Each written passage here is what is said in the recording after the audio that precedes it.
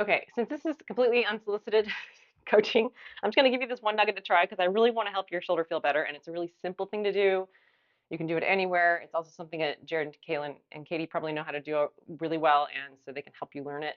And I want you to just try doing it for like once a day, 5 reps per arm, um, for 3 weeks, and see if it makes any change in how your shoulder feels overall. The main point with this movement is just to build a better neurological map so that when you're in this position or whatever feels vulnerable, your body is more familiar with it and ready to fire the tissue that's supposed to be doing that work. And also, it just creates more space between your scapula, your shoulder blade, your what's that one called? Your collarbone, your arm bone, and your socket, like all that stuff. It's just more space for joint fluid to flow and give you more options for moving without running into other structural stuff.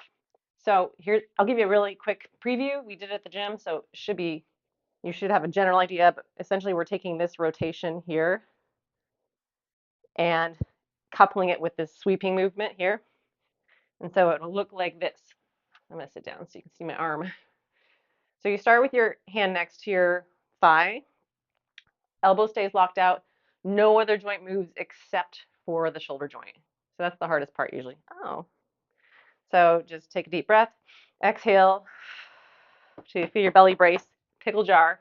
Keep that brace, keep the ribs locked to the pelvis and out of this position. And here we go. So squeeze the inner edge of this shoulder joint as you start to lift. Keep lifting and keep squeezing toward your chest.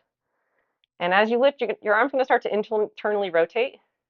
Let that happen. And then from here, you're going to have to continue to think about internal rotation as you sweep back. I'm trying to lift my knuckles toward my left shoulder.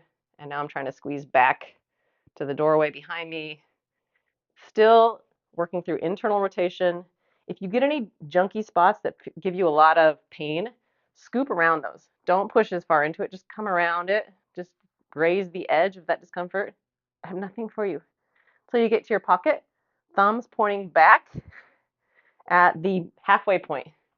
We're in the most internal rotation we can get now. Would you move your butt? And then you're going to keep in this internal rotation position. Shrug your shoulder away from your ear.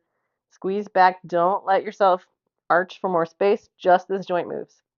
When you can't lift your thumb any higher, then you can start to externally rotate and sweep through this backspace. Again, you may scoop around the painful spot, and then when you feel safe to drive back into the edge, drive back into the edge. Again, don't let this happen. This is a really slow rep. You could probably do this next rep a little faster. Squeezing across the midline, coming to the pocket. One more. Last one I'll do with you. This is about the pace I want you to take. Probably, what, 20, 15 seconds to do this half of the rep. Again, try not to let yourself turn into this side. I use a lot of things to block movement when we're learning things, but it's just going to complicate your access to doing it. So let's just try to move the arm through the space. If it feels junky or you feel like you forgot to rotate while you swept your arm, it doesn't matter. It's still giving you feedback, giving your brain some feedback. All right, 5 reps.